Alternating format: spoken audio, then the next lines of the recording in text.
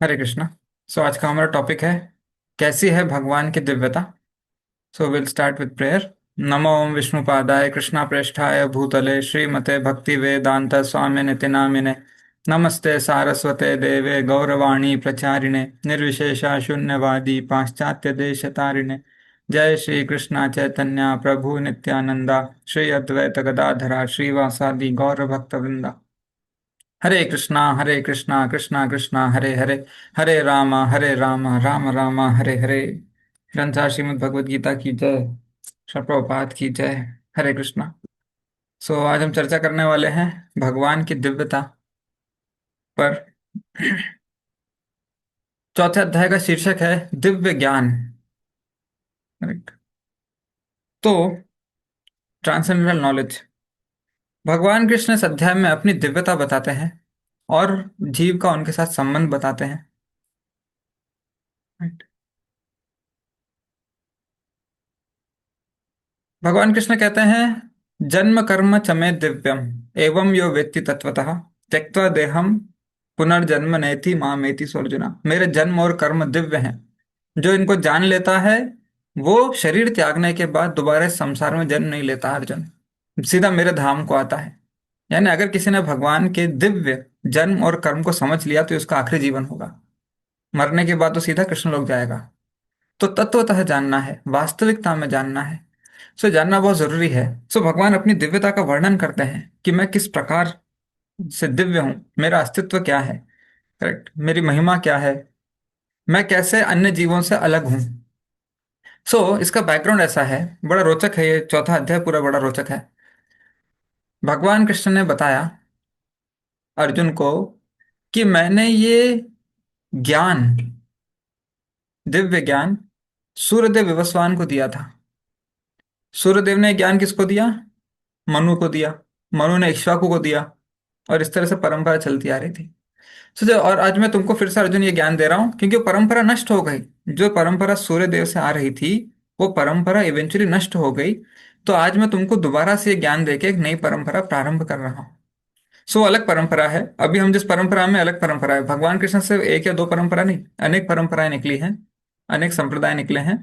हम जिसमें आते हैं वो ब्रह्म मध्व गौड़ीय संप्रदाय है। यानी भगवान कृष्ण ने ब्रह्मा जी को ज्ञान दिया, फिर नारद मुनि, व्यासदेव, मध्वाचार्य, इस तरह से परंपरा आती गई जिसमें अब हम हैं।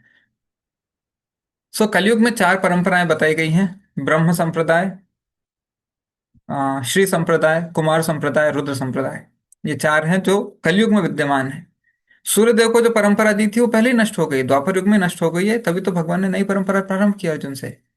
तो अभी लोग पूछते हैं कि ये सूर्यदेव वाली परंपरा कहाँ है। तो गीता में साफ साफ लिखा है। स काले न महता योग नष्ट परंतपा। चौथे अध्याय के दूसरे श्लोक में लिखा है कि कालक्रम में ये परंपरा नष्ट हो गई थी अर्जुन, इसलिए अब मैं तुमसे नई परंपरा प्रारंभ कर रहा हूं। तो अक्सर लोगों को ये होता है कि सूर्यदेव का नाम हमारी परंपरा में क्यों नहीं है। वो खत्म हो चुकी है परंपरा, ये नई परंपरा, अलग परंपरा है। अर्जुन का नाम क्यों नहीं है? अर्जुन से अलग परंपरा चली है राज ऋषियों की, जिसमें राजा लोग थे। हमारी परंपरा में संत है, महात्मा है, भक्तगण है। तो अलग अलग परंपराएं चल रही हैं भगवान से, उसमें सब एक है। अब भगवान ने अर्जुन को बताया कि मैंने ये ज्ञान सूर्यदेव विवस्वान को दिया था। कब दिया था? करेक्ट, कब दिया था? अब गणना है, इसमें महाभारत में गणना दी गई है उसकी। 12 करोड़ साल पहले। समझे? भगवान ने अर्जुन को ये ज्ञान, सॉरी, सूर्यदेव को ये ज्ञान दिया था 12 करोड़ साल पहले। तो तुरंत अर्जुन का प्रश्न आता है इसके ऊपर। क्या प्रश्न आता है?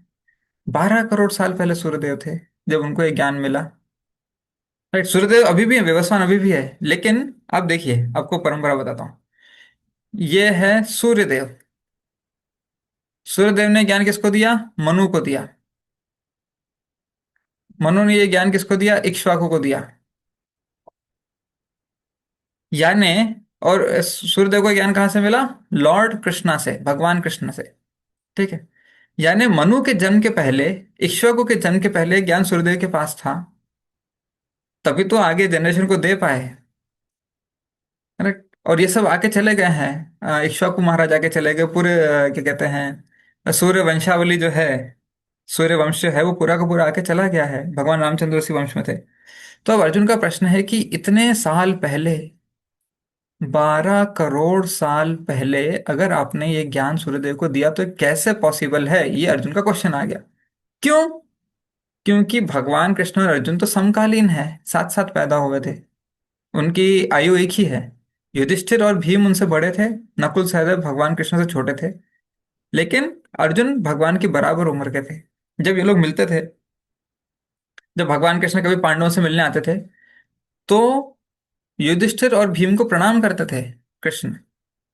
नकुल और सहदेव उनसे आशीर्वाद देते थे, कृष्ण के चरण छूते थे और उनको आशीर्वाद देते थे, लेकिन अर्जुन से हाथ मिलाते थे, गले मिलते थे और एकदम भाई जैसा व्यवहार था। सो ना अर्जुन उनके चरण छूता था ना कृष्ण उनके चरण छूते थे। तो इतना इतना हम एकदम बराबर की उम्र के हैं। तो अब अर्जुन का प्रश्न है कि कैसे हम दोनों साथ साथ, और कभी आप सूर्यलोक जाते ज्ञान देने के लिए, अगर आप सूर्यलोक जाते तो मुझे बताते ना।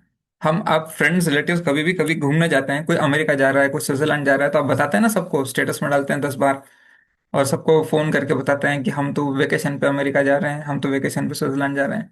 तो अगर भगवान सूर्यलोक गए होते तो बताते। तो अर्जुन का प्रश्न है, यहाँ से अब पूरी ये कहते हैं ये वार्ता और जो पूरा ये गुत्थी है सुलझती है।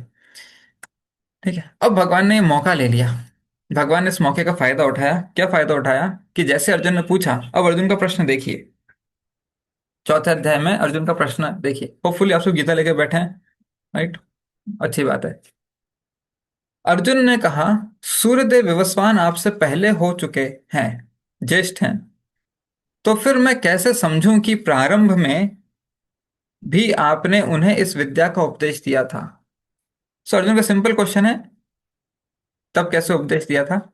अब मुद्दा यह है कि भगवान ने इस मौके का फायदा उठाया और पूरी की पूरी दिव्यता सुना दी, राइट? सो अर्जुन को एनलाइटन कर दिया।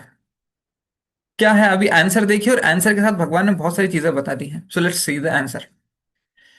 सो सूर्यदेव को ये ज्ञान कब दिया? क्यों पूछ रहे हैं अर्जुन ऐसा? क्योंकि आप मेरे समकालीन हो। तो भगवान बोलते हैं, ऐसा नहीं है, समकालीन तो हम हमेशा से थे।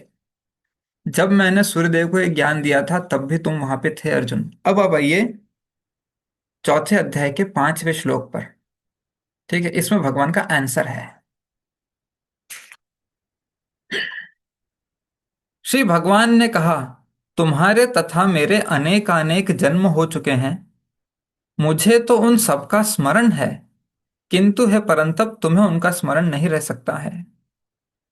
अब इसका तात्पर्य बड़ा इंटरेस्टिंग है। श्रील प्रभुपाद एक बहुत ही गुह्य तथ्य समझाते हैं।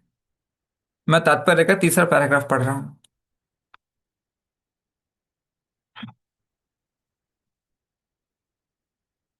अर्जुन जैसे भक्त कृष्ण के नित्य सखा हैं। भगवान ने क्या कहा? तुम्हारे और मेरे अनेक अनेक जन्म हो चुके हैं, मुझे सबका स्मरण है, तुमको नहीं है।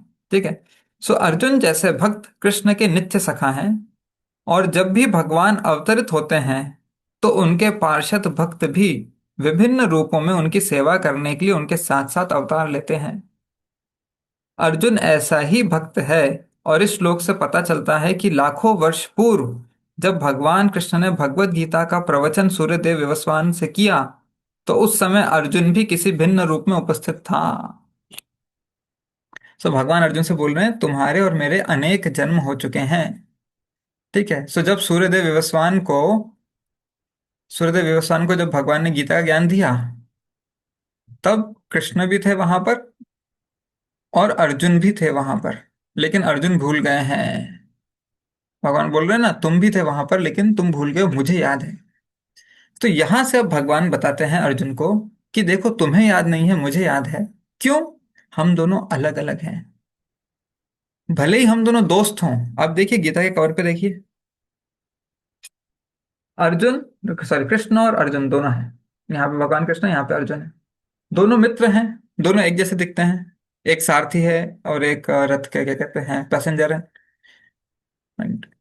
दोनों समकालीन हैं, कजन ब्रदर्स हैं। ऐसे रिश्तेदार हैं, दोनों भाई भाई हैं। लेकिन फिर भी अब भगवान बताते हैं इस चौथे अध्याय में, हम कुछ लोग देखेंगे कि मैं तुमसे किस तरह अलग हूं अर्जुन। मैं सारे जीवों से अलग हूं। मैं दिखता तुम जैसा हूं, बैठा तुम्हारे रथ पे हूं, तुम्हारा रथ हाँक रहा हूं मैं, लेकिन मैं तुम जैसा नहीं हूं। मुझ में और तुम में बहुत बड़ा अंतर है।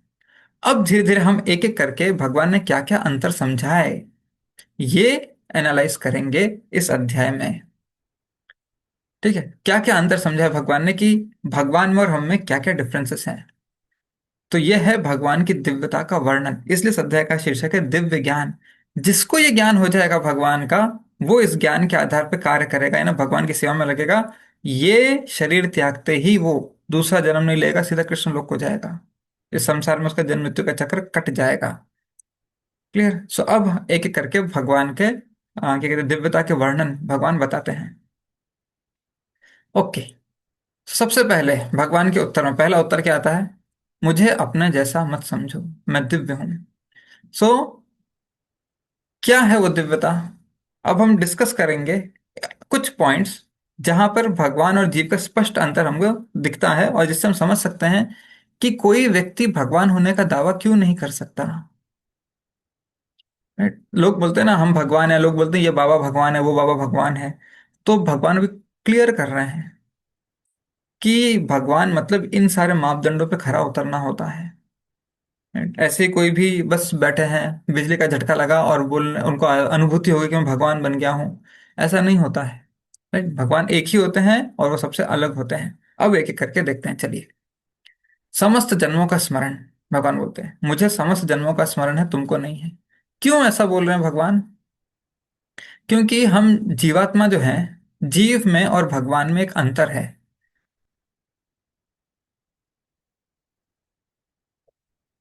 हम शरीर बदलते रहते हैं, करेक्ट। ये आत्मा है।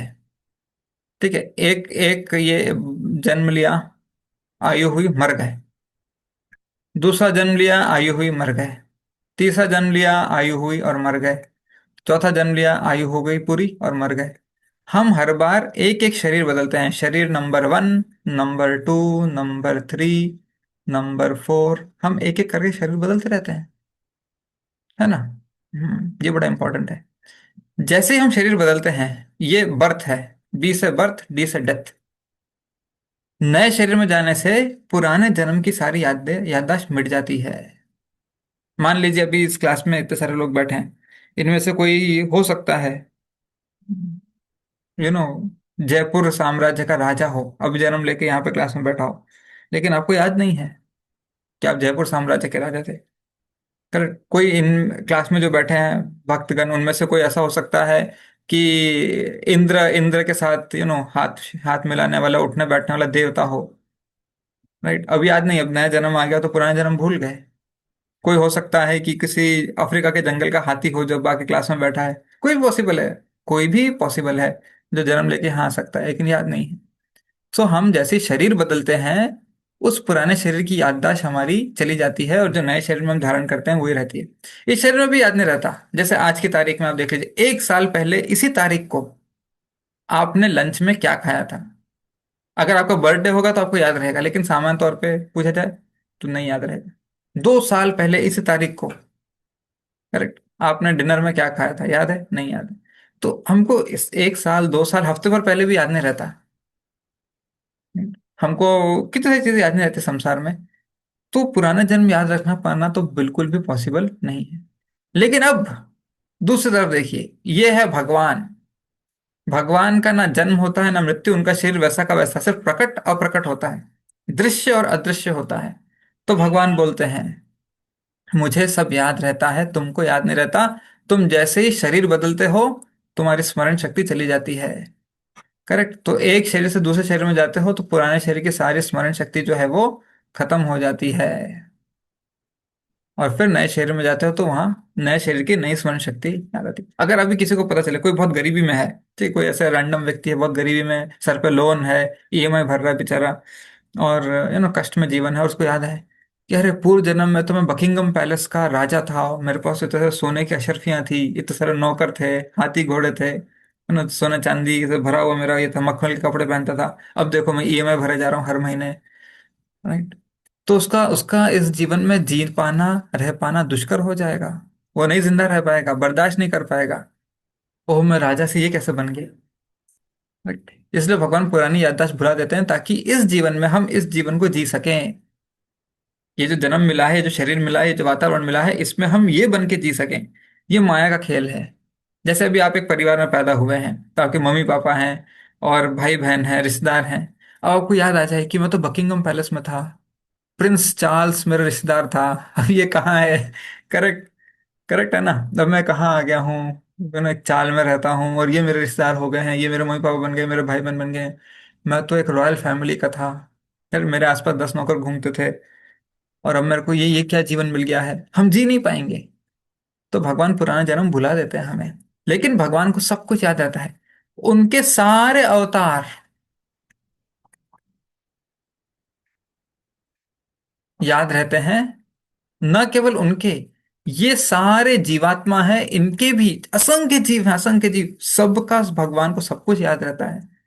ये भगवान कृष्ण गीता में बोलते हैं 7वें अध्याय में कि मैं हर एक को जानता हूं, मैं सब सब जीवों को जानता हूं। मैं पढ़ के सुनाता हूं आपको, 7th श्लोक का 7th चैप्टर, श्लोक संख्या 26 में आता है ये।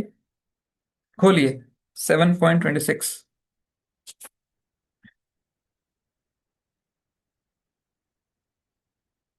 हम्म। हे अर्जुन, श्री भगवान होने के नाते मैं जो कुछ भूतकाल में घटित हो चुका है, जो वर्तमान में घटित हो रहा है, और जो आगे होने वाला है, वह सब कुछ जानता हूं। ठीक है, सब कुछ। मैं समस्त जीवों को भी जानता हूं, किंतु मुझे कोई नहीं जानता। सो भगवान बोल रहे हैं तुम और मैं एक जैसे नहीं है अर्जुन। तुम तो अपने आप को भी याद नहीं रख पा रहे कि तुमने पूर्व जन्म में क्या किया था। मैं तो सारे जीवों का भूत वर्तमान भविष्य सब कुछ जानता हूं। So we are not the same. ये भगवान ने अपनी पहली दिव्यता बताई अर्जुन को।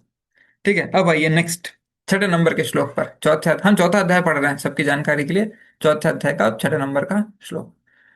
ठीक है, अब यहाँ पे भगवान बताते हैं मैं अजन्मा हूं। तुम जन्म लेते हो बार बार, लेकिन मैं जन्म नहीं लेता, तुम्हारा शरीर जन्म लेता है। इसका क्या मतलब है? इससे भगवान कैसे होगा कोई किसका शरीर जन्म लेता और नहीं लेता है तो? भगवान, अब ध्यान से सुनिए। हमारे लिए कैसा होता है? हमारे लिए शरीर है, ठीक है, जैसे एक सिंबलिक शरीर बनाया है, इसके अंदर एक आत्मा होती है। असली में हम है आत्मा, ऊपर शरीर धारण किया है। लेकिन भगवान के लिए कैसा होता है? जो सिंबॉलिक ड्राइंग है, समझने के लिए बना रहा हूं और कुछ नहीं। भगवान के लिए शरीर और आत्मा सब सेम है। उनका शरीर ही उनकी आत्मा है, आत्मा ही शरीर है। यानी उनकी आत्मा ने शरीर का रूप लिया हुआ है, उनका अलग से शरीर नहीं होता। सो भगवान का कभी जन्म नहीं होता, हमारा जन्म होता है। ये समझना बहुत जरूरी है। राइट। सो भगवान बोलते हैं मैं अजन्मा हूं, मेरा कभी जन्म नहीं होता, लेकिन हम बार बार शरीर धारण करते हैं, भौतिक विषय वस्तु से शरीर धारण करते हैं। अब ये आत्मा को क्या, आत्मा है चिंगारी है, अभी आत्मा का माप क्या पता है शास्त्रों में? बालाग्र शतभाग स शतदा कल्पित बाल होता है ना, बाल, सिर में बाल, उसका टिप, बाल का जो अग्र भाग होता है, बाल की नोक, उसको 100 हिस्सों में कर दो। शतभाग, शतभागा मतलब 100 हिस्सों में। शतदा कल्पित, इसको फिर से, इसके 100 हिस्से हो गए, अब एक हिस्सा लेके इसके और 100 हिस्से कर दो, यानी 10,000वां हिस्सा। बाल के अग्रभाग का 10,000वां हिस्सा कर देंगे। बाल बाल लीजिए, उसका नोक, टिप लीजिए, उस टिप को बैठ के अब काटिए, 10,000 हिस्से काटिए, उसकी एक हिस्सा बचेगा। उतना बाल का माप अनुमान तौर पे बताया गया है कि ये बाल इतना होता है, इतना बारीक, मतलब आत्मा इतना बारीक होता है, आत्मा का माप बताया है। अब ये छोटा सा आत्मा दिख रहा है आपको स्क्रीन पे, इसका शरीर नहीं है तो क्या करता है? ये भौतिक विषय वस्तु का शरीर धारण करता है, यानी शरीर का जन्म हुआ है। हमने संसार से पृथ्वी, जल, अग्नि, वायु, आकाश, मन, बुद्धि, अहंकार, इन सब के कॉम्बिनेशन से एक शरीर अपना लिया है, एक चोला पहन लिया है इन सब का। राइट, भगवान ऐसे नहीं है। तो हमको शरीर मिलता है, हमारा शरीर नष्ट होता है। सेकंड पॉइंट भगवान ये बताते हैं, यानी तीसरा पॉइंट। पहले बोलते हैं मैं अजन्मा हूं, फिर बोलते हैं मैं अविनाशी हूं। तुम्हारा शरीर नष्ट होता है, मेरा शरीर नष्ट नहीं होता, यानी मैं हमेशा रहता हूं। अब कोई बोलेगा आत्मा भी तो हमेशा रहता है। देखिए, आत्मा हमेशा रहेगा, लेकिन इस जन्म में उसका नाम अर्जुन है। ये मर जाएगा, B for birth, D for death.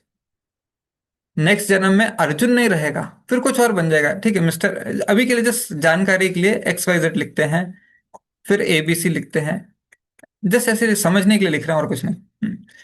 सो ये अर्जुन जो है, ये बनता है एक समय में, नष्ट होता है एक समय में। अर्जुन खत्म, नो मोर अर्जुन। अब वो आत्मा, सो आत्मा का नाम अर्जुन नहीं था, इस शरीर का नाम अर्जुन था। अब ये आत्मा नया शरीर धारण करेगा तो नया नाम, नए फैमिली, नए पापा मम्मी, नया घर, नई पहचान, नया शरीर, सब कुछ नया मिलेगा, उसका नाम भी अलग होगा। ठीक है। ABC XYZ कुछ भी समझने के लिए कि बोल रहे हैं अभी, तो XYZ पहचान हो जाएगी। तो भगवान बोल रहे हैं, तुम जन्म लेते हो, तुम मर जाते हो, अर्जुन खत्म हो जाता है। लेकिन मैं भले ही दिख रहा है कि मथुरा की जेल में जन्म लिया, उसके बाद फिर भगवान ने सोमनाथ के पास भालका तीर्थ है, वहां जाकर अपना क्या शरीर त्यागा। सो मैं दिखता हूँ ऐसा जन्म लेते हुए या शरीर त्यागते हुए, लेकिन ऐसा नहीं है। मैं वही का वही रहता हूँ, मैं प्रकट होता हूँ आंखों के सामने, ओझल हो जाता हूँ आंखों से, लेकिन मैं वही का वही कृष्ण रहता हूँ। अनादि भगवान हूं मैं। यहाँ पे लिखा है अजोप्य सन्न अव्ययात्मा। तो मैं अज, अज मतलब अजन्मा हूँ, अव्यय आत्मा मतलब अविनाशी हूँ। मेरा शरीर न जन्म लेता है, ना नष्ट होता है, सिर्फ प्रकट और अप्रकट होता है। इसलिए भगवान बोलते हैं मेरा जन्म दिव्य है। 4.9 में देखिए, जन्म कर्म च मे दिव्यम। जिसको ये समझ में आ गया कि भगवान का जन्म और कर्म दिव्य है, वो शरीर त्यागने के बाद फिर इस संसार में दोबारा नहीं आएगा। ये समझाने के लिए कि कैसे भगवान के ज्ञान से हम मुक्ति प्राप्त कर सकते हैं, भगवान को जानकर समझकर हम मुक्ति प्राप्त कर सकते हैं, ये समझाने के लिए भगवान अभी जीव और भगवान में अंतर बता रहे हैं कि तुम किसी भी जीव को देखकर मोहित मत हो जाओ कि ये भगवान है। Correct? ऐसे कि और मुंह से सोने का गोला निकाल दिया तो भगवान मानने लग जाते हैं। ऐसे ऐसे कर दिया, थोड़ा थोड़ा सा पाउडर निकल गया हाथ से, तो लोग बोलते हैं भगवान हो गया। नहीं, ऐसे बहकावे में मत आना। करेक्ट, ऐसे बहकावे में मत आना। इसलिए भगवान अपनी दिव्यता बता रहे हैं कि तुम में और मुझ में कितना अंतर है अर्जुन, देखो ध्यान से। राइट, तुम शरीर बदलते हो, तुम पहचान बदलते हो, और हर बार तुम्हारी नई पहचान आती है और नष्ट हो जाती है। मैं वही का वही रहता हूँ। मैं ध्यान से फिर से रिपीट कर रहा हूँ, मैं तुम्हारे रथ पे बैठा हूँ, तुम जैसा दिखता हूँ, तुम्हारे बराबर की उम्र का हूँ। करेक्ट, तुम्हारा कजन ब्रदर हूँ, लेकिन मैं वो नहीं हूँ जो तुम समझ रहे हो। मैं भगवान हूँ। सो एकदम शॉकिंग रेवलेशन अर्जुन के, ओ ये भगवान बैठे हैं मेरे साथ। करेक्ट, ये पूरी सृष्टि पूरा ब्रह्मांड मैंने अपने मुख में यशोदा माता को दिखा दिया। वो भगवान हूं मैं। मेरे इशारे पे पूरी सृष्टि चलती है, मेरे से पूरी सृष्टि प्रकट होती है, मेरे अंदर पूरी सृष्टि समा जाती है। अर्जुन सुन रहे हैं गीता में ये सब।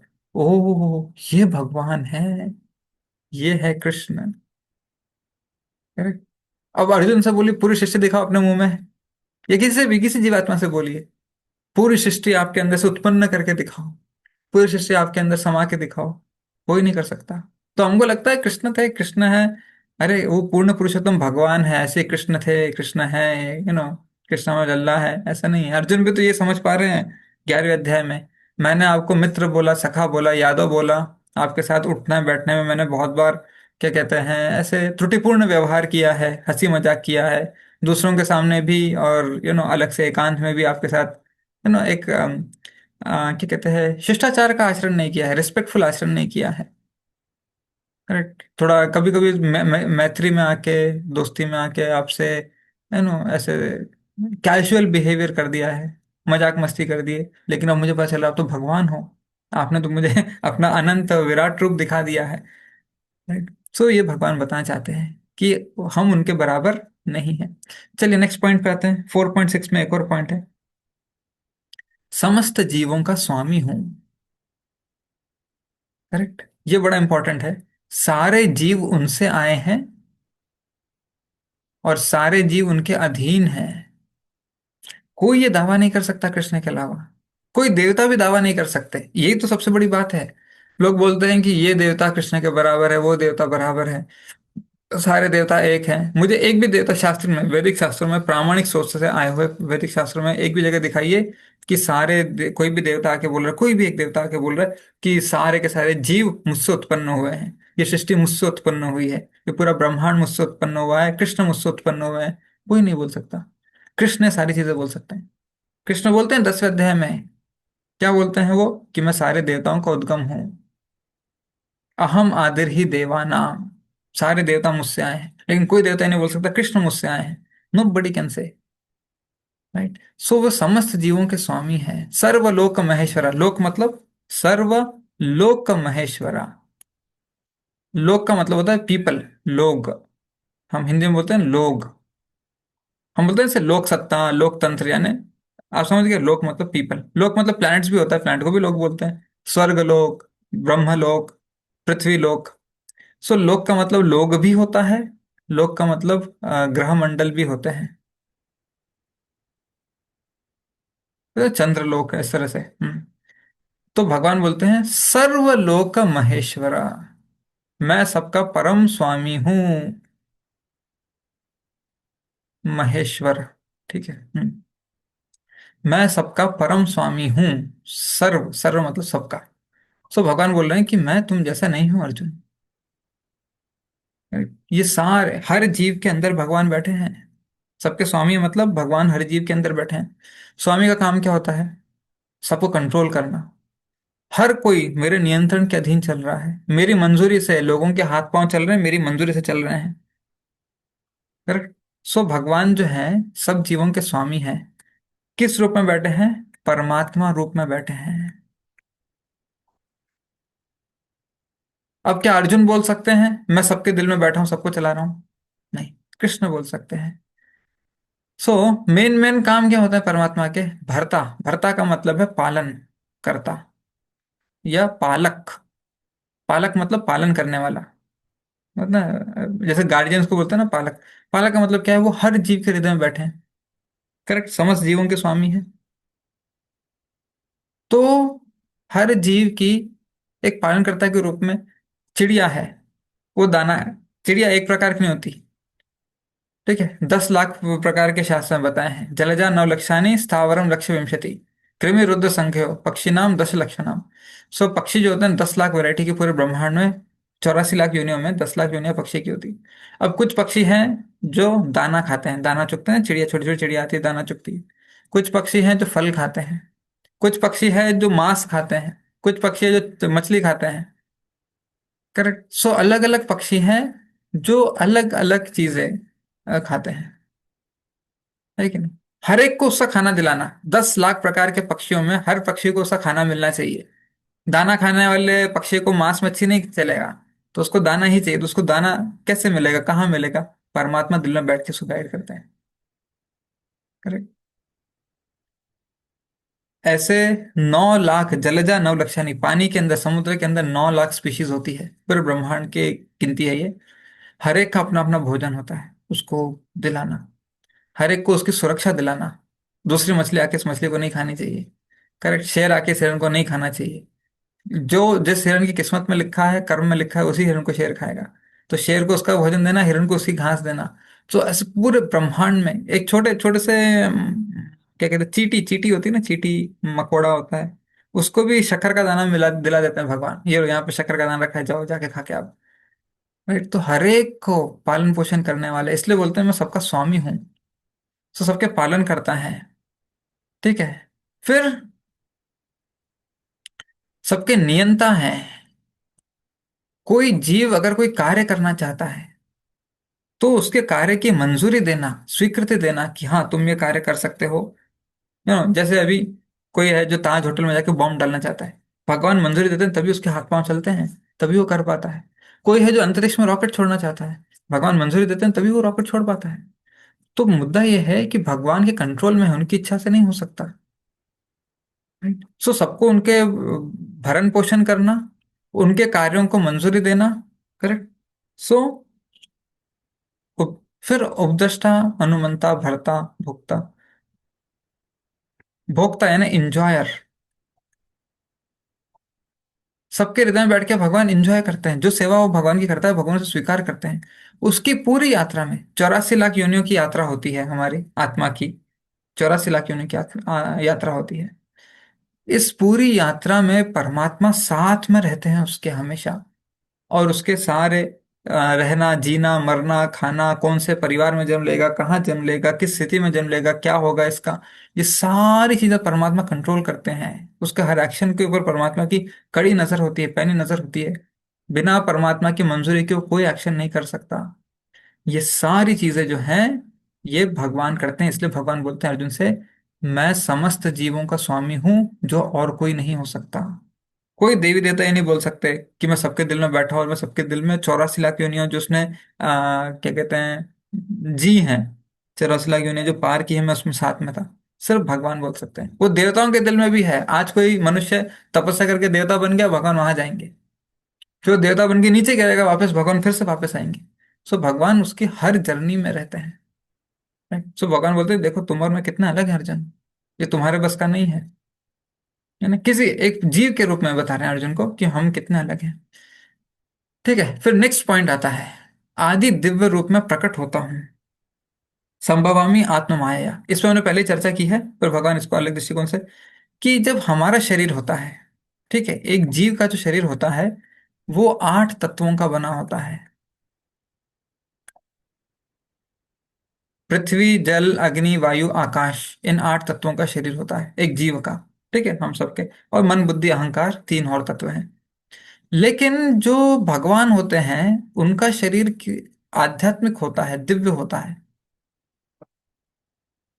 ठीक है, सो वो उनकी अंतरंगा शक्ति से बना होता है, यानी आध्यात्मिक शक्ति से, जिसको अंतरंगा शक्ति बोलते हैं।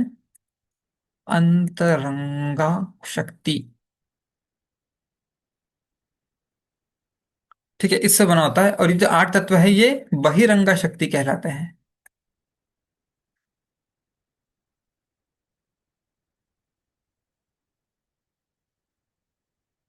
राइट। ओके। हम्म। सो भगवान बताते हैं कि मैं इस संसार पर निर्भर नहीं हूं। करेक्ट। सो जब ये शरीर है ना, इस शरीर, अब इसका एक बड़ा इंटरेस्टिंग पॉइंट है, इस शरीर के साथ जुड़े हुए बहुत सारे कष्ट होते हैं। इस शरीर को भूख लगती है, प्यास लगती है। आत्मा को कुछ नहीं होता। ध्यान से सुनिए, आत्मा ने ये शरीर धारण किया हुआ है। क्लियर। इस शरीर, भूख लगती है शरीर को, लेकिन हम क्या बोलते हैं, मुझे भूख लगी है। मैं तो आत्मा हूं, आत्मा को भूख नहीं लगी, शरीर को भूख लगी है। चोट लग गई ना, ऐसे चोट लग गई यहाँ पे, मुझे दर्द हो रहा है। नहीं, शरीर को दर्द हो रहा है। मैं तो सिर्फ अनुभव कर रहा हूँ, आत्मा को थोड़ी चोट लगी है। आत्मा तो इतना बारीक सा है, उसको तो कोई शस्त्र अस्त्र मार नहीं सकते, पानी भिगो नहीं सकता, जल क्या भिगो नहीं सकता, अग्नि उसको जला नहीं सकती है, फिर वायु सुखा नहीं सकता है। उसको कुछ नहीं हो सकता। तो अब मुद्दा क्या है कि इस शरीर में भूख है, प्यास है, पीड़ा है, आनंद है, बहुत सारे सुख दुख हैं, ये सारे बहुत सारे अनुभूतियां हैं जो शरीर में होती रहती हैं, चलती रहती हैं कुछ कुछ। और हम आत्मा के रूप में उसका अनुभव करते रहते हैं। ये प्रकृति का बनाया हुआ शरीर है, इसके नियम होते हैं। करेक्ट। अगर आप 8 घंटा 10 घंटा भोजन नहीं करेंगे, बहुत भूख लग रही है, कुछ खिलाओ यार, मुझे कोई कहीं से कुछ खिलाओ प्लीज। क्यों? आत्मा तो दिव्य है, उसको संसारी भोजन का क्या लेना देना। लेकिन आप शरीर में बंधे हैं, आप इस शरीर के कष्टों के आगे झुके हुए हैं, बंधे हुए हैं। भगवान का शरीर दिव्य है, उसको ना भूख लगती है ना प्यास लगती है, उसको ना पीड़ा होती है ना कुछ सुख होता है, ना कुछ भी ऐसा तकलीफ होती है। तो फिर अब इससे स्पेशल क्या है कि भगवान इन सबसे परे हैं। ये जो संसारी कष्ट पीड़ा और संसारी जो द्वंद्व है ना, सुख दुख, ठंडी ठंडी गर्मी, मान अपमान, कष्ट अकष्ट, इन सब से भगवान परे हैं, दिव्य हैं। ये सारी चीजें संसारी भगवान के आदेश अनुसार चलती हैं। लेकिन भगवान अपने दिव्य शरीर में रहते हैं। भगवान भक्त को आनंद देने के लिए उसकी बनाई हुई रोटी खाते हैं। इसका मतलब ये नहीं कि भगवान भूखे हैं। कभी कभी लोग देखिए, भगवान भगवान जाके बोलते हैं यशोदा मैया से, गोपियों से, गोपियों मुझे बड़ी भूख लगी है, कुछ खिलाओ। करेक्ट, तो गोपियां खिला भी देती है, चलो ये लो कान्हा लड्डू खाओ। अरे, भगवान को भी भूख लगती है, हमको भी भूख लगती है? नहीं, ये भगवान की लीला है। इसलिए भगवान कह रहे हैं, जिसने मेरा दिव्य जन्म और कर्म समझ लिया, जिसने समझ लिया कि मैं कौन हूं और मैं क्या कर रहा हूं, फिर वो ये समझने के बाद मेरे धाम को आ जाएगा, यहाँ जन्म दोबारा नहीं लेगा। सो ये भगवान की दिव्य लीलाएं होती हैं। सो अगर अगर कभी कभी हम देखते हैं, यशोदा माता छड़ी लेके भाग रही है कृष्ण के पीछे, कृष्ण पूरे गोकुल में दौड़े जा रहे हैं, यशोदा माता छड़ी लेके। अरे, ये भगवान भी तो नटखट है, देखो माखन चोरी किया, चोर है ये तो, ऊपर से भी डरपोक भी है, डर गए। फिर यशोदा माता ने बांध दिया तो बंध भी गए, पनिशमेंट भी मिल गई। तो इनमें और मेरे घर में जो मेरा छोटा सा नाती पोता है, कर चिंटू पिंटू, क्या अंतर है? कोई अंतर नहीं है। ये मूर्खता है। ये मूर्खता मिटाने के लिए भगवान ने ये अध्याय बोला है कि मैं मेरे दिव्य रूप में प्रकट होता हूँ, मेरे सारे जन्म और कर्म दिव्य हैं। जिसको ये समझ में आ गया कि ये सब दिव्यता है, मेरी लीलाएं मेरे भक्तों के आनंद के लिए है। ऊपर से देवता देख रहे हैं, भगवान छोटे से नन्हे कान्हा दौड़े जा रहे हैं, माता जी पीछे पीछे दौड़ी जा रही हैं छड़ी लेके। राइट, सारे गोकुलवासी देख रहे हैं, सब लोग खुश हो रहे हैं, वाह क्या लीला रची है, कितना आनंद आ रहा है, हैं? कान्हा ने कितनी प्यारी लीला रची है। ये उनके लिए है, सामान्य लोगों के लिए नहीं है। सामान्य लोगों को कोई लेना देना नहीं है, वो गोलोक जाने का भी भूल जाइए, वो नहीं जा सकते। करेक्ट। सो भगवान बता रहे हैं भक्तों को भी कि भगवान के कार्य, भगवान की लीलाएं, ये सब देखकर मोहित नहीं होना है, मुग्ध नहीं होना है। सो पहला है ये कि वो अपने दिव्य रूप में प्रकट होते हैं और उनको संसारी इन सब विषय वस्तुओं का कोई असर नहीं पड़ता। ठीक है, अंतरंगा शक्ति से बना हुआ शरीर है। दूसरा पॉइंट क्या है बड़ा इंटरेस्टिंग, कि जैसे छोटा बच्चा बड़ा होता है, करेक्ट, एक छोटा बच्चा बड़ा हुआ बड़ा हुआ बड़ा हुआ, फिर उसका शरीर खत्म हो गया उस जीवन में। करेक्ट, तो पहले छोटा सा बेबी था वो, उसके बाद फिर थोड़ा स्कूल जाने का बच्चा बना, फिर यूथ बना, फिर ऐसे ऐसे करके बूढ़ा होके फिर फाइनली मर गया। करेक्ट, ये उसकी चिता, ये उसकी लाश, और ये चिता है, उस पर तो बड़ी चिता बना देते हैं। हम्म, और ये लगी आग। तो एक सामान्य बच्चा जो होता है, सामान्य जीव या सामान्य मनुष्य जो है, वो यहाँ यहाँ पे ऐसे छोटे से बच्चे जैसा पैदा होता है। ये छोटा सा बच्चा है, ये छोटा सा बच्चा है, माँ के गर्भ में ऐसा होता है ना छोटा सा ऐसे, हाँ। यहाँ से उसकी यात्रा शुरू होती है और यहाँ तक ये दहकती हुई आग है, चिता जल रही है उसकी, यहाँ तक उसका दी एंड हो गया। हम्म। अब कोई बोलेगा कि ऐसे तो कृष्णा भी थे, वो नन्हे से जेल में जब पैदा हुए तो एकदम नन्हे से शिशु तो थे। करेक्ट, वो भी तो ऐसे बड़े हुए, गाय चराई, फिर गाय चराने के बाद और थोड़े बड़े हुए, पहले बछड़े चराए, फिर गाय चराई, उसके ऐसे मथुरा गए, फिर वहां से द्वारकाधीश बने। तो इस तरह से वो भी तो बढ़ते गए। हाँ हाँ। लेकिन ये जो जीव का बढ़ना है, ये प्रकृति के नियमों के अनुसार है। ये 6 प्रकार के परिवर्तन प्रकृति के नियमों के अनुसार है। लेकिन ये जो है, ये नियमों के अनुसार नहीं है। ये भगवान अलग अलग अपनी जीवन की अवस्था में भक्तों को आनंद देते हैं। देखिए अभी नन्हे कृष्णा कितने प्यारे लगते हैं, छोटे बेबी कृष्णा कितने प्यारे लगते हैं। वो सोचे क्यूट कान्हा ऐसे बोलते हैं ना लोग, कितने प्यारे कृष्णा है। अपने भक्तों को वो अपने बालपन का रस देने के लिए, यशोदा माता, नंद महाराज और जो गोकुलवासी हैं, उनको अपने बचपन की नटखट प्यारी सी लीलाएं दिखाने के लिए बचपन में आए। फिर थोड़े से बड़े हुए, फिर मथुरा गए, फिर और बड़े हुए द्वारकाधीश बने। अलग अलग भक्तों को अपने जीवन की अलग अलग लीलाएं और अपना अलग अलग आयु की अवस्था में उनके साथ आदान प्रदान करने का आनंद देने के लिए भगवान ये सब करते हैं। सो ये लीला कहलाती है। हम, हमारे जो नियम है कर्म के अनुसार होते हैं। ठीक है, ये कर्म है हमारे। क्लियर। तुम्हारे कर्म में लिखा था इसलिए तुमको ये शरीर मिला, तुम्हारे कर्म में लिखा था, जैसे लोगों को होता है ना कि किसी को होता है कि मेरे को ऐसी हेयर स्टाइल चाहिए है, किसी को होता है मेरे को थोड़ा गोरा बनना है, मेरे को फेयर स्किन टोन चाहिए है, किसी को और कुछ होता है। ना कोई लोग दांतों में ब्रेसेस लगाते हैं कि मेरे को ऐसे दांत चाहिए। तो अभी आपको अलग अलग रंग मिला है, अलग अलग हेयर स्टाइल मिली है। मेरे को तो सिनेमा स्टार जैसे बाल चाहिए थे, देखो कैसे बाल मिल गए। किसी को बाल भी नहीं मिलते हैं। सो हमको अलग अलग चीजें चाहिए होती है, किसी को ऐसी बॉडी चाहिए, किसी को ऐसी बुद्धि चाहिए है। उसके 100 में से 100 आता है, मेरे तो 70 ही आते हैं, मेरे को भी काश वैसी बुद्धि मिलती।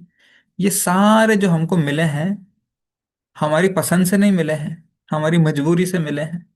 क्या है वो मजबूरी? कर्म की मजबूरी। जैसे कर्म थे वैसा फल मिला हमको, ये शरीर हमारे कर्मों से मिला हुआ है। करेक्ट।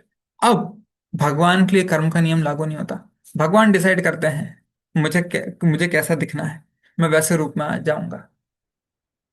तो ये है भगवान की शरीर की दिव्यता। और तीसरा पॉइंट, ठीक है, ये हो गया दूसरा पॉइंट। पहला पॉइंट क्या था, हमने यहाँ पे देखा कि वो सारे कष्टों से परे है, नियमों से परे है। करेक्ट, ये अपनी लीला भक्तों के आनंद के लिए करते हैं। तीसरा पॉइंट है, भगवान के शरीर में कभी बुढ़ापा नहीं दिखता। भगवान 125 वर्ष की आयु के थे कुरुक्षेत्र की युद्ध भूमि के समय, 100 प्लस थे, 100 प्लस आयु के थे। लेकिन तब भी अगर कोई उनको देखेगा, कुरुक्षेत्र की युद्धभूमि में अगर कोई भगवान को देखेगा तो उनको वो एकदम 16 वर्ष के नव युवक जैसे दिखेंगे। स्वीट 16 बोलते हैं ना हम, ऐसे बोलचाल की भाषा में बोलते हैं स्वीट 16, तो उतने ही स्वीट। कोई देखे ये 16 साल का नवयुवक रथ क्यों हाँक रहा है, अरे ये 16 साल के नवयुवक नहीं है, ये भगवान है, 100 से 100 वर्ष से ज्यादा उनकी आयु हो चुकी है अभी। करेक्ट, पूर्ण पुरुषोत्तम भगवान है। सो कोई उनको देखे ऐसे भ्रमित ना हो। तो भगवान बोलते हैं जहां भी मुझे देखो मेरी महिमा याद रखो। चाहे रथ पे देखो, चाहे द्वारका में अपने सिंहासन पर देखो, चाहे वृंदावन में गाय चराते हुए मुरली बजाते हुए देखो। करेक्ट, चाहे गोपियों के वस्त्र हरण करते हुए माखन चुराते हुए देखो, जहां भी मुझे देखो अलग अलग तरीके से देखो। पांडवों का दूत बन के जाते हुए देखो, गीता का उपदेश देते हुए देखो, विश्व रूप दिखाते हुए, कहीं पे भी मुझे देखो, मैं भगवान हूं, मेरी महिमा क्या है ये मत भूलना। इन सब चीजों को देख के मोहित मत हो जाना, अरे कृष्ण भी तो हमारे जैसे ही थे। वो भी तो पेड़ पे चढ़ के आम तोड़ते थे, हम भी पेड़ पे चढ़ के आम तोड़ते हैं, वो भी जाके माखन चुराते थे, हम भी चुराते हैं। नहीं, जहां भी भगवान है, जिस भी स्थिति में है, वो पूर्ण पुरुषोत्तम भगवान है, अपनी शक्तियों के साथ खेल रहे हैं। ये चीज भगवान समझाना चाहते हैं अर्जुन को। तुम और मैं कितने अलग हैं अर्जुन। क्लियर। ये सब भगवान की शक्तियां हैं, भगवान अपनी शक्तियों के साथ जो चाहे वो करे। भगवान ने इसके साथ ऐसे क्यों कर दिया, उसके साथ वैसे क्यों कर दिया। हम सब भगवान की शक्तियां हैं। करेक्ट। भगवान अपनी शक्ति के साथ कुछ भी करे, उनकी मर्जी। हम विद्रोही बनते हैं क्योंकि हम अपना को भगवान की शक्ति नहीं मानते। तो भगवान बोले, ठीक है दुर्गा देवी माया देवी लो, इसको निपटाओ अच्छे से। फिर दुर्गा देवी यहाँ संसार में हमको अच्छे से, यू नो, पूरा ऊपर से लेके नीचे तक, स्वर्ग लोक से लेके ब्रह्म लोक से लेके पाताल लोक तक सब जगह घुमाती है। अच्छे से हमको ये कहते हैं दुरुस्त करती है। जब तक हम दुरुस्त नहीं होते तब तक ये चलता रहता है। जब पूरी तरह से दुरुस्त हो जाते हैं तो कृष्ण का जाने का मौका मिलता है। तो दुरुस्ती कैसे है, दुरुस्ती है भगवान के, अपने आप को समझ लेना है कि हम भगवान के अंश हैं, भगवान की शक्ति है, भगवान हमसे जो करवाना चाहे वो करवाए, हम करेंगे। राइट, इसको बोलते हैं दुरुस्त होना। सो भगवान के आदेश का पालन करके हम दुरुस्त होते हैं। क्लियर। चलिए नेक्स्ट, एक और इंटरेस्टिंग पॉइंट है, धर्म की स्थापना के लिए अवतार लेता हूँ। हम में से कोई भी डिसाइड नहीं करता। आप में से कोई बोल सकता है कि मैं धर्म की स्थापना के लिए गोलोक से यहाँ आया हूँ? कोई नहीं, हम में से कोई नहीं बोल सकता है। भगवान बोलते हैं मैं अपनी मर्जी से आता हूँ, और मैं धर्म की स्थापना के लिए आता हूँ, साधुओं की रक्षा के लिए आता हूँ। हम कैसे आए हैं, हमारा जन्म कैसे हुआ है, हमारा जन्म कैसे हुआ है, कर्मों की वजह से। कभी कभी मेरे को याद है बचपन में ऐसे, जब फ्रेंड्स लोग बात करते हैं ना, छोटे ऐसे तीसरी क्लास के, चौथी क्लास के, पांचवी क्लास के बच्चे है ना, साथ में ऐसे बचपन में, तो ऐसे आपस में सब फ्रेंड्स बैठे हैं बात कर रहे हैं। तो कभी किसी फ्रेंड को साइकिल चाहिए है तो उसने घर पे बोला साइकिल चाहिए मेरे को, पिताजी ने साइकिल लेके नहीं दी, नहीं अभी कोई जरूरत नहीं है साइकिल की। किसी फ्रेंड को दोस्तों के साथ घूमने जाना है, थोड़ा 3-4 दिन के पिकनिक पे टूर पे जाना है, पिताजी ने नहीं, इतना खर्चा करने की कोई जरूरत नहीं, पैसे नहीं है हमारे पास इतना, ऐसा जो भी है। तो ऐसे दोस्त लोग बैठे थे, काश मैं टाटा का बेटा होता, काश मैं बिरला का बेटा होता, काश मैं इसका उसका किसी बड़े आदमी का, बिल गेट्स का बेटा होता। तो ऐसे कुछ ना कुछ चर्चा चलती रहती है।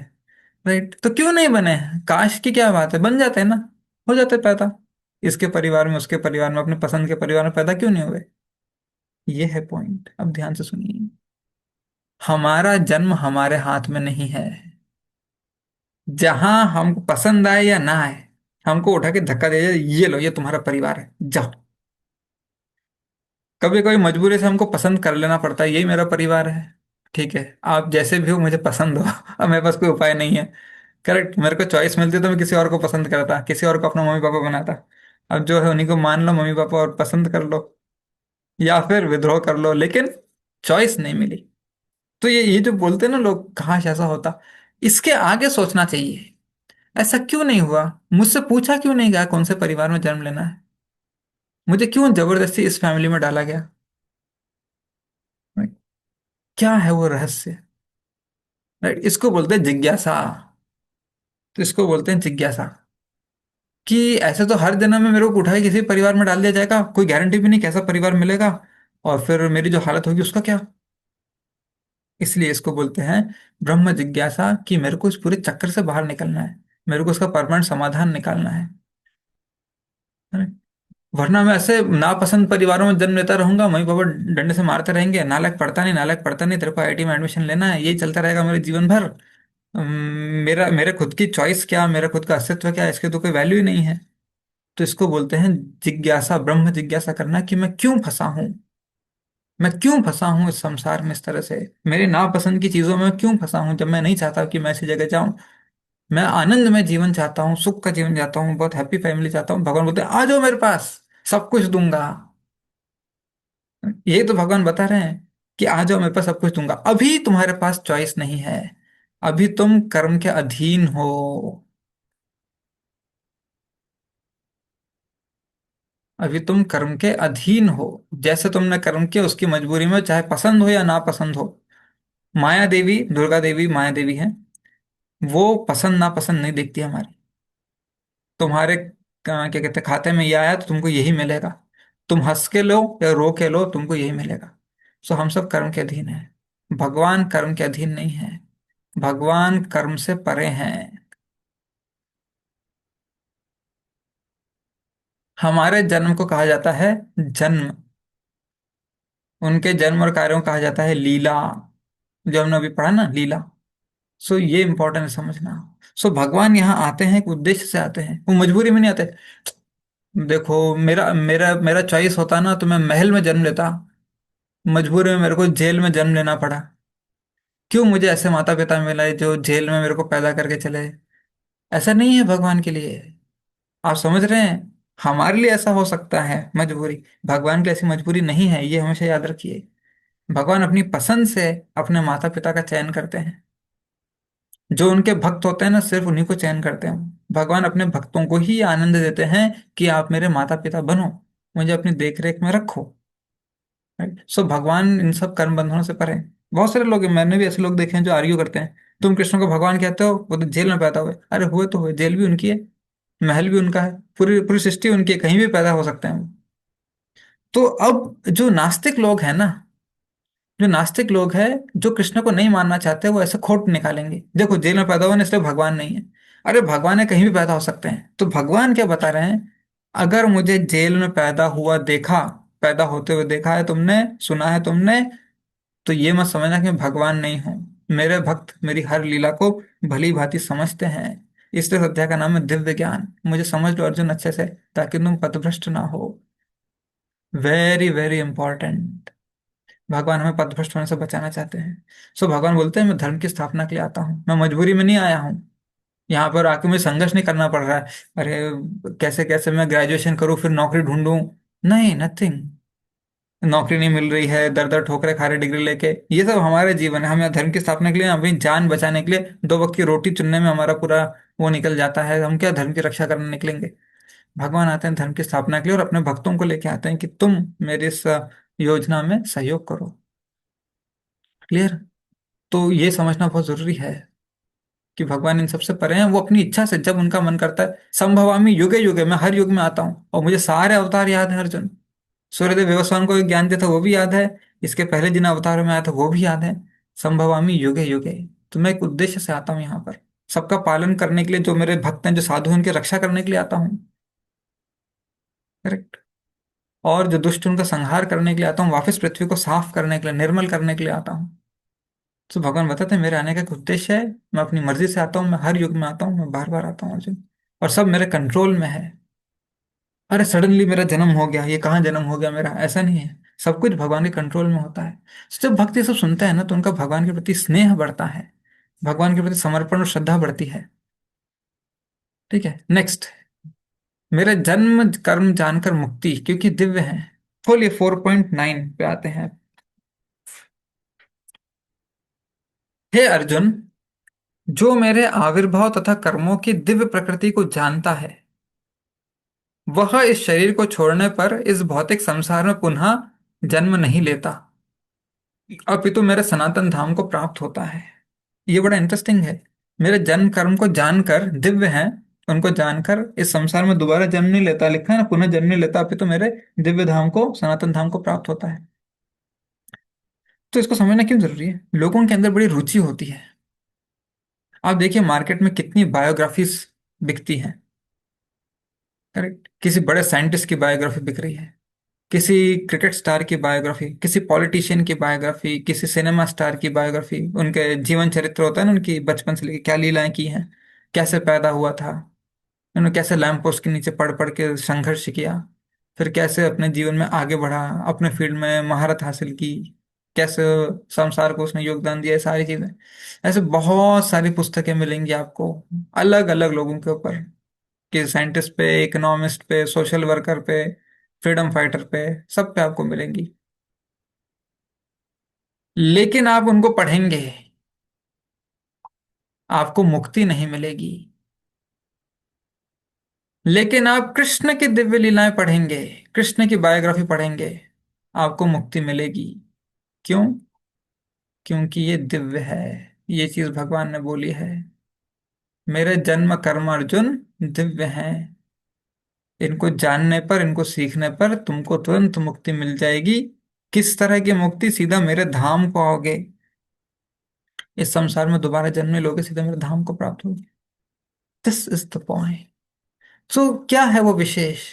भगवान जो है वो परम है, परम मतलब एब्सोल्यूट है। आप भगवान का दर्शन कीजिए, आप शुद्ध हो जाएंगे। आप भगवान की लीलाएं सुनिए। क्यों? क्योंकि भगवान की लीलाओं में उनकी दिव्य शक्ति है। आप भगवान की लीला पढ़िए, भागवतम में पढ़िए, कृष्णा बुक में पढ़िए उनकी लीलाएं, आप शुद्ध हो जाएंगे। आप भगवान का प्रसाद ग्रहण कीजिए, उस प्रसाद में उनकी दिव्य शक्ति है। आप भगवान का दर्शन कीजिए, उनके दर्शन में उनकी दिव्य शक्ति है। राइट, आप भगवान की सेवा कीजिए, उस सेवा में भगवान अपनी दिव्य शक्ति छुपा के रखी है।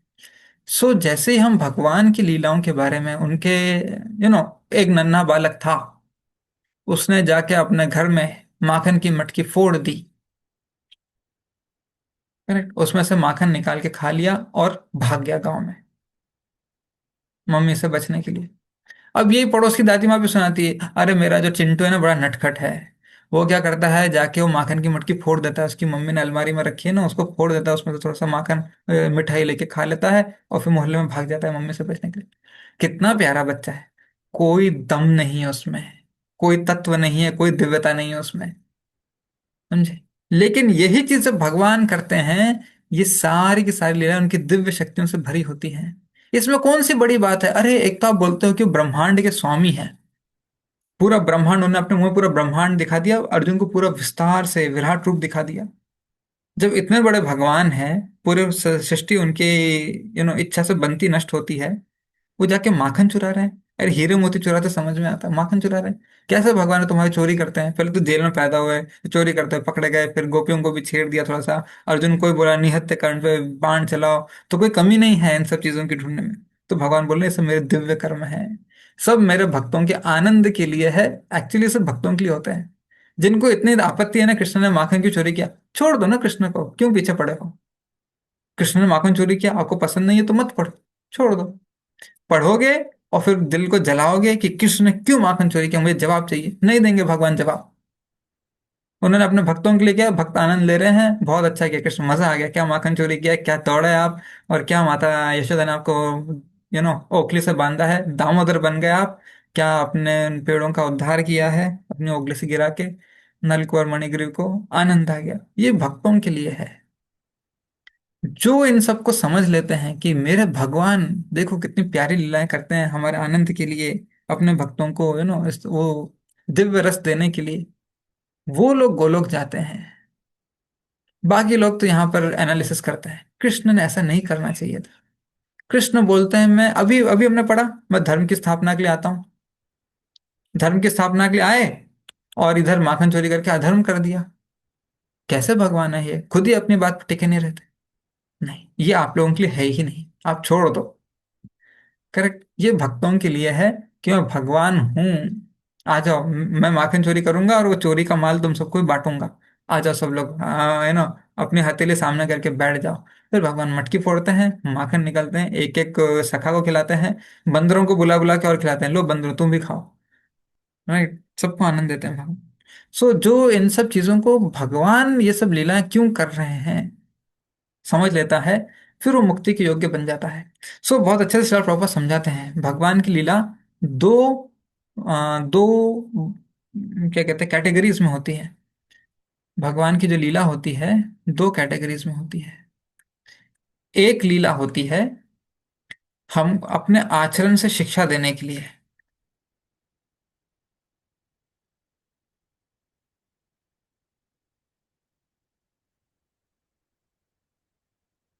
ठीक है, जैसे एक एग्जांपल देता हूं आपको। भगवान द्वारका में थे, द्वारकाधीश थे। 116,108 रानियां थी उनकी। करेक्ट। हर एक के साथ उनका अलग अलग महल था। भगवान एक कृष्ण 16,108 बन जाते थे। हर रानी के साथ रहते थे, कंप्लीटली उनके साथ रहते थे। उनको लगता था कि मेरे कृष्ण से मेरे साथ ही रह रहे हैं। सो वही कृष्ण 16,108 बन के हर रानी के साथ रहते थे, हर हर एक के साथ। उनके अपने हर महल में भगवान कृष्ण की एक फैमिली थी जहां वो रहते थे। ठीक है, लेकिन भगवान सुबह ब्रह्म मुहूर्त में उठते थे, 4 बजे। उठ के स्नान करके रेडी होके मेडिटेशन करते थे, खुद का ध्यान करते थे, खुद का चिंतन करते थे। तो भगवान सिखा रहे हैं कि हमको किस तरह से अपना जीवन जीना है। तो कुछ लीलाएं जो हैं, कुछ एक्टिविटीज जो हैं, उनका आचरण जो है शिक्षा देने के लिए होता है। कुछ लीलाएं होती हैं खुद को भगवान स्थापित करने के लिए, स्वयं को भगवान स्थापित करने के लिए। जैसे गोवर्धन उठाया, ये हमको सिखाने के लिए नहीं उठाया कि देखो मैं तुमको सिखाता हूँ गोवर्धन कैसे उठाया जाए। करेक्ट। खुद को भगवान स्थापित करने के लिए होती हैं ये लीलाएं। अपने मुंह में पूरा ब्रह्मांड दिखाई, ये लीला क्यों दिखाई? सब लोग देख लो कि मैं कृष्ण हूं, मैं पूर्ण पुरुषोत्तम भगवान हूं, पूरा ब्रह्मांड मेरे मुख में है। तो भगवान ने हमको कुछ चीजें हैं जो भगवान अपने आचरण से हमको सिखाते हैं कि क्या देख के मुझे मुझे देखकर सीखो और तुम भी ऐसा करो। और कुछ चीजें ऐसी होती हैं जो भगवान सिखाते हैं, दिखाते हैं कि क्या कहते हैं, मैं भगवान हूँ। ठीक है, ये और कोई नहीं कर सकता। जैसे पूरा विराट रूप दर्शन कराया, गोवर्धन उठा लिया, मुंह में ब्रह्मांड दिखा दिया। तो बहुत सारी चीजें की हैं भगवान ने। क्लियर। शिव जी के साथ युद्ध हुआ था, उनको हरा दिया था। इंद्र के साथ युद्ध हुआ है, उनको हरा दिया है। राइट। सो ऐसे ब्रह्म विमोहन कर दिया है, ब्रह्मा जी का विमोहन कर दिया है। सो ये सारी लीलाएं भगवान करते हैं अपना वर्चस्व, अपनी महिमा दिखाने के लिए कि आई एम भगवान। Correct? तो ये है वो पॉइंट। और फिर एक और पॉइंट एडिशनल आता है जो भगवान कृष्ण चौथे अध्याय में बोलते हैं कि उनपे किसी कर्म का प्रभाव नहीं पड़ता। सो कभी कभी लोग बोलते हैं ना कि कर्म के नियमों से ऊपर है भगवान और प्रकृति उनके अधीन है। सो कभी कभी लोग बोलते हैं कि कृष्ण ने बहुत ऐसे है, बहुत दुष्ट लोग हैं जो बोलते हैं कि कृष्ण अभी नरक भोग रहे हैं क्योंकि उन्होंने बहुत पाप किए। तो एकदम मूर्ख लोग हैं, एकदम मूर्ख लोग हैं, एकदम आसुरी लोग हैं, जिनको पता नहीं है कि भगवान के कर्म दिव्य होते हैं, उन पर किसी कर्म का प्रभाव नहीं पड़ता। इसका श्लोक संख्या मैं आपको बताता हूँ, 4.14, जिसमें भगवान साफ साफ बोलते हैं, मुझ पर किसी कर्म का प्रभाव नहीं पड़ता, न माम कर्माणि लिम्पंती। मैं किसी कर्म के लपेटे में नहीं आता अर्जुन। क्लियर। सो अज्ञानी लोग हैं जो इस तरह से भगवान के प्रति धारणा रखते हैं कि कृष्ण जो है उन्होंने ऐसे माखन चोरी किया, गोपियों के वस्त्र चोरी किए, और ऐसे अर्जुन को बोला निहत्थे कर्ण पे बाण चलाओ, इस तरह की चीजें की हैं। तो इसकी वजह से उनको अभी नरक भुगतना पड़ रहा है, कृष्ण नरक में है। अट्टर और मूर्खता है, ये अव्वल दर्जे की मूर्खता है और कुछ नहीं है। राइट। सो वो सब अज्ञानी हैं, फ्रस्ट्रेटेड लोग हैं, कृष्ण से जलते हैं, ईर्ष्या करते हैं, ये उस प्रकार के लोग हैं। और उनको लगता है कि हम बहुत ज्ञानी हैं और हम बहुत अच्छा धर्म पालन कर रहे हैं, लेकिन ऐसा कुछ नहीं है। बेकार लोग हैं, बोगस लोग हैं, ये लोग नरक को जाएंगे कृष्ण के बारे में ऐसा बोलने के लिए। सो भगवान साफ साफ बताते हैं कि मैं इन कर्म के नियमों के ऊपर हूँ, इन सब के ऊपर हूँ। ये संसार, ये प्रकृति मेरे अधीन है, मैं इसके अधीन नहीं हूँ अर्जुन। तो ये समझना बहुत जरूरी है। सो जब हम इन सब चीजों को जानेंगे, तब हम भगवान को सही सही जान पाएंगे, समझ पाएंगे। अन्यथा ये हमारे लिए संभव नहीं है। सो अर्जुन ने प्रश्न पूछा कि मैं कैसे समझूं कि आपने विवस्वान को ये ज्ञान दिया। भगवान ने तुरंत मौका लिया, देखो हम दोनों थे वहां पे अर्जुन, तुम भूल गए, मेरे को याद रहा क्योंकि मैं भगवान हूं। अब सुनो, मैं भगवान होने के नाते मेरी महिमा क्या है। राइट। सो किस तरह से भगवान दिव्य होते हैं, अब तुम सुनो मेरे से अर्जुन। सो ये है वो प्रसंग जो भगवान कृष्ण अर्जुन को बता रहे हैं। और भक्तों को ये सारी चीजें बहुत गहराई से जाननी, समझनी, सीखनी चाहिए। आलस नहीं करना चाहिए सिद्धांत को समझने में। तो हमारी जो श्रद्धा है, निष्ठा है ना भगवान में, वो बरकरार रहेगी, कायम रहेगी। राइट। तो इन सब चीजों का ध्यान रखना है, क्योंकि भगवान ने सब ज्ञान इसलिए दिया है कि भक्त अपनी भक्ति पक्की कर लें। फिर ऐसे जो भी सुनने कहने में आएगा इनसे पदभ्रष्ट ना हो, ये सबसे इंपॉर्टेंट है। So will stop here. ग्रंथा श्रीमद् भगवद गीता की जय। श्री प्रभुपाद की जय। हरे कृष्ण।